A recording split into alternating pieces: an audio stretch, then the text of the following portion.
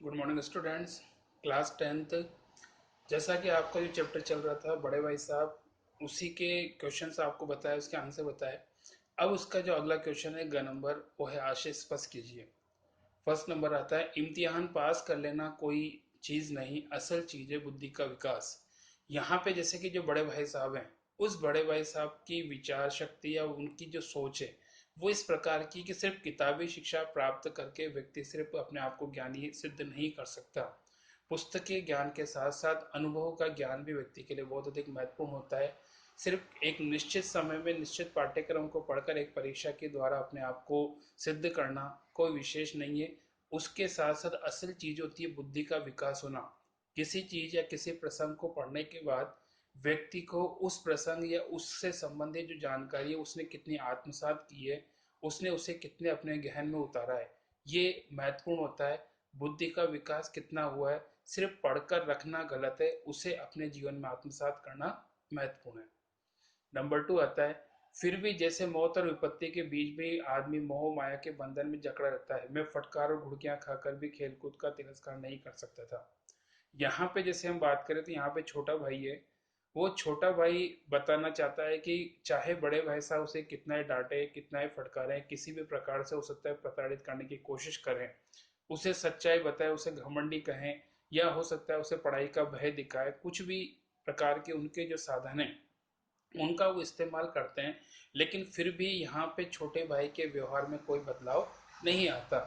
जैसे ही हो सकता है कि खेलने का समय हो या जैसे उसे मौका मिलता है, वो बड़े भाई साहब के डांट फटकार को, उनकी घुड़कियों को, साथ में कह सकते हैं कि उनकी द्वारा खेल कूद के लिए मना करने या खेल कूद में समय व्यर्थ न करने की जो सलाह दी है, उस सलाह को तुरंत भूल जाता है। और जैसे ही उसे खेल कूद का समय नजर आता है वो दौड़ता हुआ चलाता है। यहाँ पे जैसे कि व्यक्ति के बारे में होता है कि व्यक्ति जो मरने वाला हो या अंतिम मरणासन अवस्था में है, वो व्यक्ति भी कहीं ना कहीं किसी न किसी प्रकार से अपने जीवन से मोह रखता है। वो इस प्रकार का विश्वास रखता है कि जीवन में कोई आश्चर्य या कोई कह सकते हो कि चमत्कार हो जाए जिससे उसका जीवन वापस बच जाए। मतलब मरने वाला व्यक्ति भी अपने जीवन की आशा रखता है। ठीक वैसे ही यहाँ पर छोटा भाई है, वो कितने ही बड़े भाई साहब से डांट फटकार सुन ले, लेकिन फिर भी उसका जो खेल के प्रति रुचि है उसमें कोई बदलाव नहीं होता। नेक्स्ट नंबर था थर्ड, बुनियादी पुख्ता न हो तो मकान कैसे पायदार बने।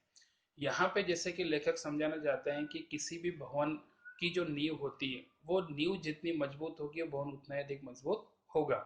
यहाँ पे जैसे कि मान लीजिए कोई मकान बन रहा है तो उसकी नींव को मजबूत बनाया जाता है ताकि वो मकान अच्छा मजबूत बने और उसमें किसी प्रकार की कोई दिक्कत ना हो।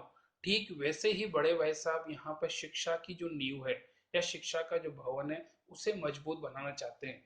यहाँ पे अगर हो सकता है कि प्रारंभिक कक्षाएं जो कि शिक्षा का आधार होती है, उन्हें किसी प्रकार से अगर कोई कमी रह जाती है या उनमें कोई कमी रहती है तो यहाँ पे उस कमी को दूर करने के लिए बड़े भाई साहब का विचार ये है कि चाहे वो है 1 वर्ष या एक से अधिक वर्ष भी किसी एक कक्षा में रहना पड़े तो कोई दिक्कत नहीं है। अगर मजबूती चाहिए तो वो जो कमी उसके जीवन में रही है वो कमी दूर होनी चाहिए, और इसीलिए यहाँ पर बुनियाद को मजबूत करने की बात वो कहते हैं।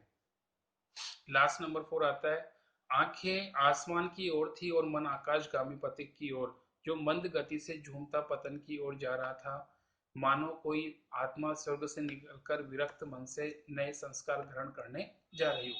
यहाँ पे जैसे प्रसंग आता है कि जब छोटा भाई पतंग की ओर दौड़ रहा है, पतंग लूटने के लिए बेतहाशा दौड़ा जा रहा है, और उसका जो मन है वो पतंग के साथ साथ आकाश में उड़ता जा रहा है। उसे यह पता नहीं चलता कि वो रास्ते में किस जगह है, किस जगह से वो दौड़ता हुआ भागता नजर आ रहा है, सामने क्या आ रहा है, किस प्रकार से, उसे कुछ भी पता नहीं होता।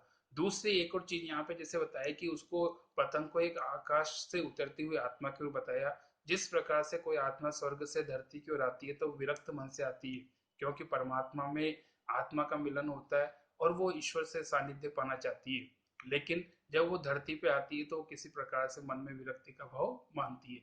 तो ठीक उसी प्रकार से आकाश से धीरे धीरे मंद मंद गति से होले होले और साथ में कह सकते हो कि ऊपर नीचे होते हुए पतंग धीरे धीरे धरती की ओर आ रही थी, और ऐसा लेखक ने कहा है। ये आपके भाव आशय स्पष्ट कीजिए। नेक्स्ट जो क्वेश्चन आता है वो आता है आपके भाषाध्ययन, और भाषाध्ययन में जो आपके फर्स्ट है वो है पर्यायवाची शब्द। फर्स्ट नंबर आता है नसीहत। नसीहत का पर्यायवाची शब्द है शिक्षा, उपदेश।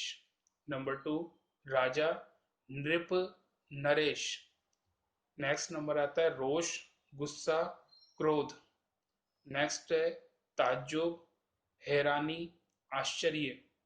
और लास्ट आता है आजादी, स्वतंत्रता, स्वाधीनता। नेक्स्ट नंबर आता है निम्नलिखित मुहावरों का वाक्य में प्रयोग कीजिए। हाँ, एक चीज और है बेटा कि यहाँ पे जैसा कि आप पर्यायवाची जो शब्द है, जरूरी नहीं कि आपको जो बताया आप उन्हें लिखें, उनके अलावा भी जो आपको याद हो या जो आपको पता हो उसको भी आप लिख सकते हैं। नेक्स्ट नंबर आता है मुहावरे। सिर पर नंगी तलवार लटकना, युद्ध के समय शत्रुओं के सिर पर नंगी तलवार लटकती है।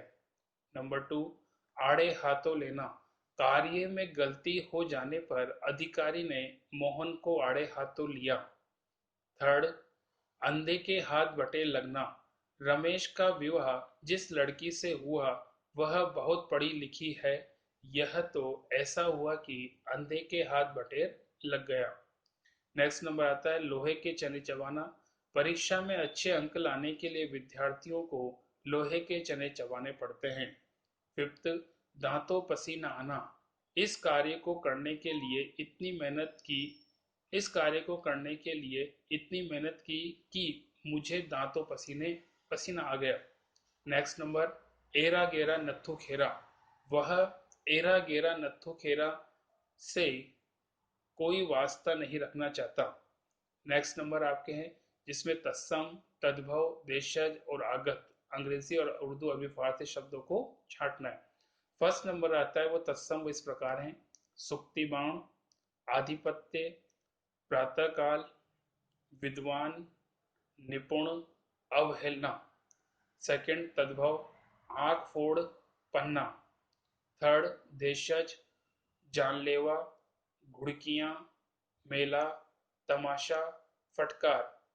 फोर्थ आगत, इसमें है तालीम, जल्दबाजी, पुख्ता, हाशिया, जमात, हर्फ, मसलन, special, scheme, time table. Next question है आपके सकर्मक और अकर्मक। उन्होंने वही हाथ पकड़ लिया, आंसर है सकर्मक। फिर चोरों सा जीवन कटने लगा, अकर्मक। शैतान का हाल भी पड़ा ही होगा, सकर्मक। मैं यह लताड़ सुनकर आंसू बहाने लगता, सकर्मक। समय की पाबंदी पर एक निबंध लिखो, सकर्मक। मैं पीछे पीछे दौड़ रहा था, अकर्मक। यहाँ पे हम ये देखते हैं बेटा कि सकर्मक और अकर्मक वो होता है जहाँ पे कर्म लगा हो वो सकर्मक होगा, और जिस वाक्य में कर्म न हो वो अकर्मक होता है। और लास्ट आता है फिफ्थ नंबर, इक प्रत्यय लगाकर शब्द बनाइए। विचार प्लस इक वैचारिक, नीति प्लस इक नैतिक, इतिहास प्लस इक ऐतिहासिक, प्रयोग प्लस इक प्रायोगिक, संसार प्लस इक सांसारिक, अधिकार प्लस इक आधिकारिक, दिन प्लस इक दैनिक।